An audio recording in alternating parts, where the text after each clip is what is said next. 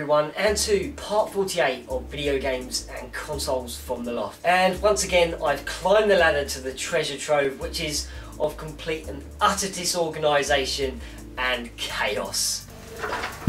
Now I've got that on tape.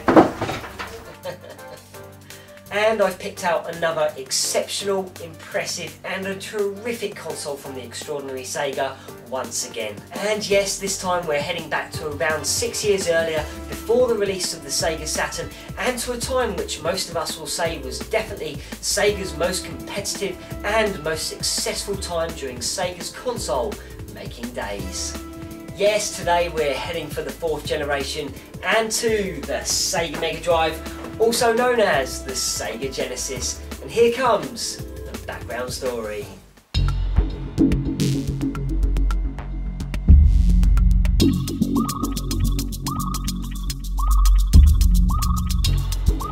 As the Master System, Sega's 3rd generation console, slowly faded, Sega released their all-new 4th generation 16-bit console onto the market in 1988 in Japan, and was released to all other areas around the globe in 1990.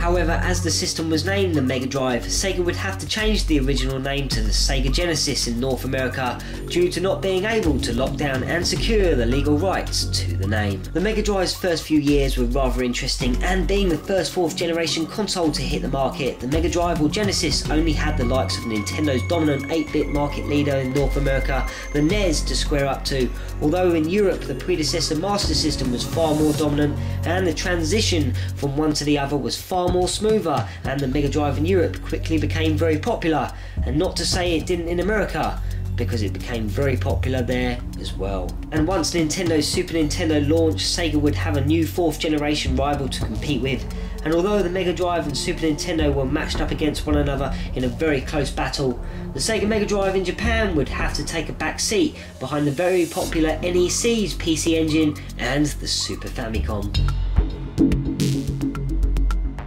Nonetheless, the Mega Drive everywhere else was sensational and sold the most amount of consoles than that of any other, and it became Sega's biggest seller and also left us with an epic 16-bit console war, which is still talked about even today and highly regarded as one of the best. For me and many others, the 4th generation era was a highly exhilarating and exciting time, and I remember me and my mates back in middle school constantly talking about the 16-bit console wars between the Super Nintendo and the Sega Mega Drive, and most of us either had one or the other, and there was always an argument as to which was better. Me, it wasn't until the late 90s when I did finally pick up a Sega Mega Drive, and after all those years spent with friends playing on their Mega Drives, I finally had one of my own. And strangely enough, today I have more games for my Mega Drive than that of any other.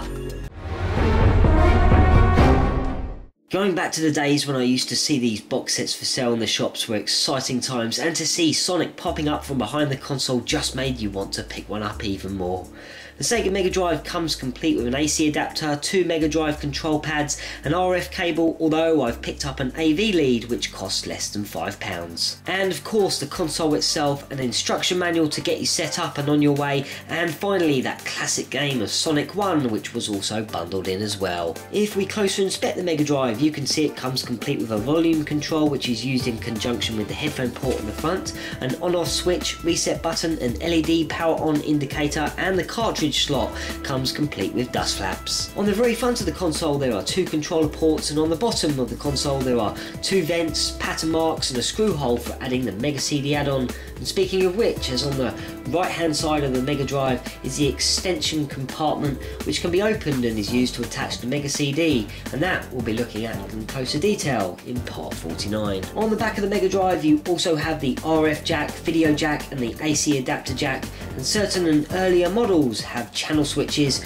2 and 3. The Mega Drive controllers are probably one of the comfiest to hold while playing games. They're also nice and light and sleek in design, and they simply contain a directional pad, start button, A, B and C buttons, and once they're connected to the Mega Drive, well, I think it's about time we had a look at some gameplay, and it's time for some NBA Jam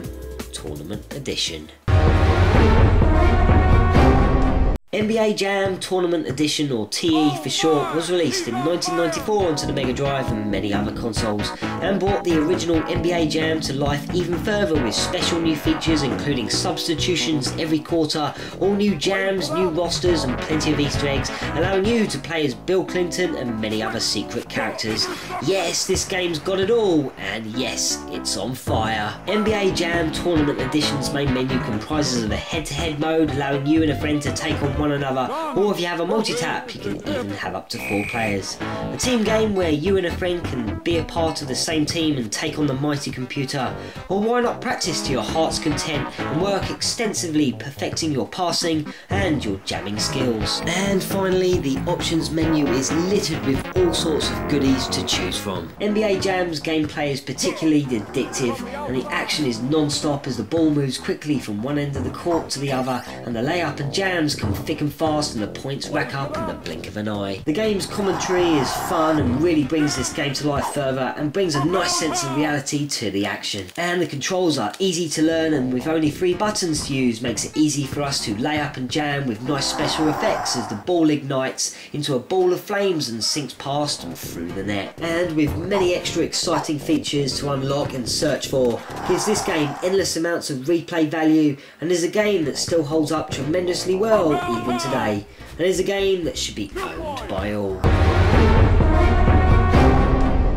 The Sega Mega Drive, aka the Sega Genesis, has left us a wealth of intoxicating and epic games to dive into, and during the 16-bit console wars, the Sega's catalogue of games was far more extensive than that of the Super Nintendo, and even today there are still developers creating games for this classic console. Sega also did not sit back and take the Mega Drive in one direction, but were also thinking outside the box into ways to take the console to a whole new level with the likes of the 32X and the Sega CD add-ons, which in my opinion were rather low points in the Sega Mega Drive's history, but are items that should not be overlooked and are worth checking out. And yes, in part 49 we're actually going to be diving into the Sega CD add-on, and I hope you'll join me for that. But until then, take care, have a great week,